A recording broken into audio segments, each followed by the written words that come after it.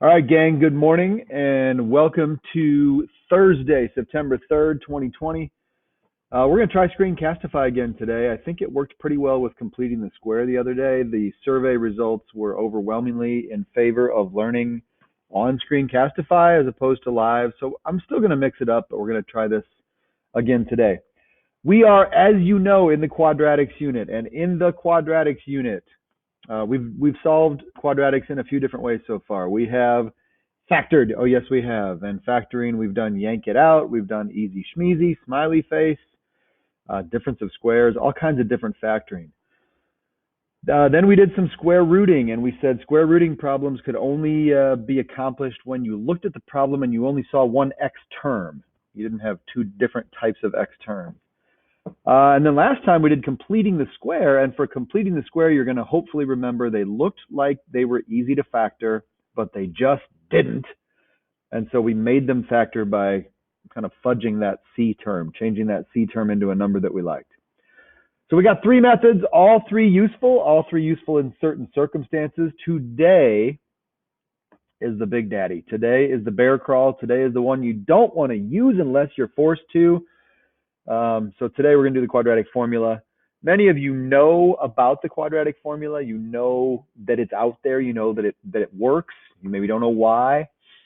So I thought today, before we got rolling, we would do a little quadratic formula derivation. That's what I thought. Sounds fun. So do not fast forward this part. This is very, very interesting. So here's what we're going to do. I'm going to wander over to the board here in just a second. And we're going to figure out where this quadratic formula came from. Ha! Should be fun. Okay, so here's the deal. The quadratic formula works anytime you have a quadratic in standard form. And this is standard form. Something x squared, something x, and something equaling 0. So we got this sucker in standard form. We're going to work with it. I'm going to...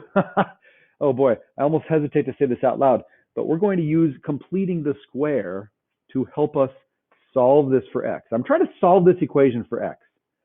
That's a daunting thing to do. There's two x's, one of them squared, but I'm going to get this sucker solved for x. That's really all that's happening here, just using algebra skills to solve this equation for x. So I know that for completing the square the other day, we only did it when the leading coefficient, the a, was 1. So I don't like that a being there. I'd rather that be a 1. And so the first thing I'm going to do is I'm going to divide everything by a. I'm going to divide every term by a.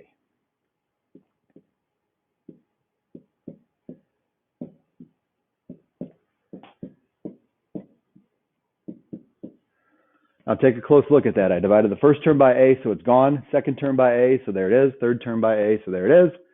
0 divided by a is 0, so that's what I've got. Okay, so now I have something that can be completed the square on, and I'm going to remind you how we did that yesterday. Yesterday, I'm just going to write over here for a second. If we had a problem like this, whatever, we said to complete the square, you'll look at this guy right here, and you take half of it, and you square it. And that's the number that you'd like to have right here. Well, half of 6 is 3. 3 squared is 9. So I'd love to have a 9 in that particular problem. Let me erase that. I don't like having that on my screen. Ooh, my eraser is not working perfectly today. Oh, that's going to bother me. Oh, it's gone. Okay, so I'm going to use the same thought process on my messy equation on the board. So I'm thinking, what is half of this? Oh, boy. Well, half of b over a is b over 2a. That's right. Dividing by 2 is the same as multiplying by a half. So half of that's b over 2a. I'm going to write that down. And then we square it, right? So half that number squared. Half that number squared. So here's the number, and I'm going to square it. Well, that's going to give me, pardon me, you need to move. That's going to give me b squared. And on the bottom, when I square the 2, I get that. When I square the a, I get that. All right? So that is the number I would like to have in the third spot. Well, right now in the third spot, I got C over A. I don't like that number. I'm going to get rid of that number. So let's move that number over before we even do anything else. So subtract C over A, you get that. Okay, so in the blank, I would like to have this. Well, let's put it there. So here we go, plus B squared over 4A squared. But of course, you can't just put that there. That's cheating. You also have to put it on the other side. So here we go, plus B squared over 4A squared. Now, if your eyes are rolling back into the back of your head right now, I don't blame you. This is complicated, and it takes a while to get there. But I really think some of you are going to get to the end, and you're going to say, aha, ooh, very, very interesting. Let's just see if I'm right. I don't know. Who knows? Okay, so when you complete the square, the reason you do it is so the left side of the equation factors. So I know that this monstrosity over here is going to factor into something squared. That's the point of completing the square. Well, if you remember from the other day, it's x plus something, and the something is half of this guy. Well, half of b over a is b over 2a. Now, if you'd like, you can pause the video right now. You can FOIL that out, x plus b over 2a quantity squared. And I do promise you, you will get this precise thing up here, okay? So that's factored. On the right-hand side, look what a mess we have. That is disgusting.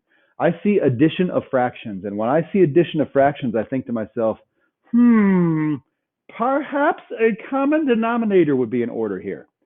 So watch this. I'm going to change my color just for a second. My common denominator looks like it's going to be 4a squared. We haven't really talked about common denominators with variables yet, but I think you can see it's going to be 4a squared. So this one needs a 4, and you can't just put it on the bottom. You also got to put it on the top.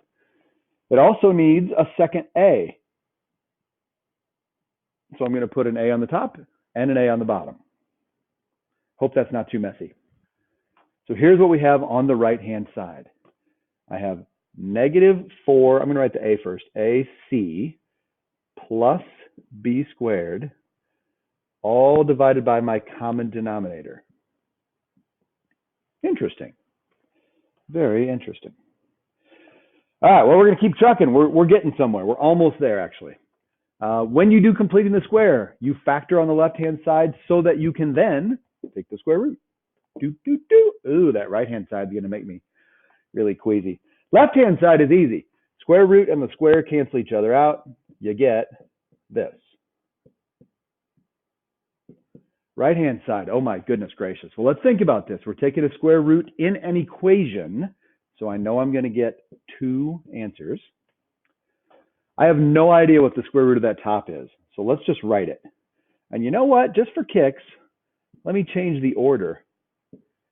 And you might say, oh, I've seen that before. That looks familiar. I recognize that. Now the bottom, look at this thing right here.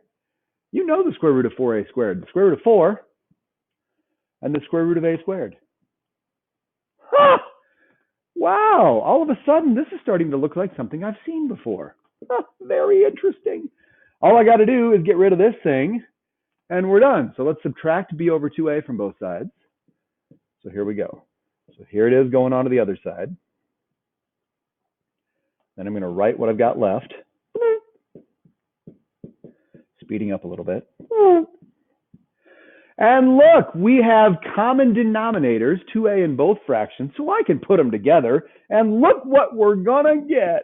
X equals opposite of b plus or minus, this thing, b squared minus 4ac, all divided by the common denominator of 2a. And that, fellas and ladies and other people in the room, that is a little bit of magic. That is the derivation of the quadratic formula. It makes me so happy to share that with you.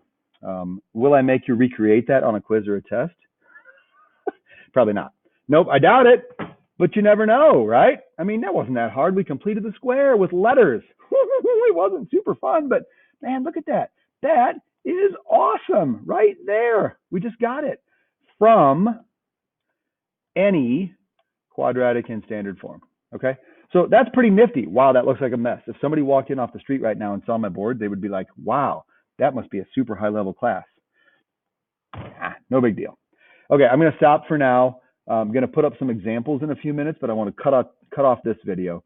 Hope some of you enjoyed it. I know not everybody's going to enjoy that derivation. But some of the people that like to dig down deep into some mathematics are like, yeah, who made up that quadratic formula and who says it's opposite of B? Maybe it's B. Nope, it's opposite of B. So there's your derivation. Hope you enjoyed. Be back in a few with some examples.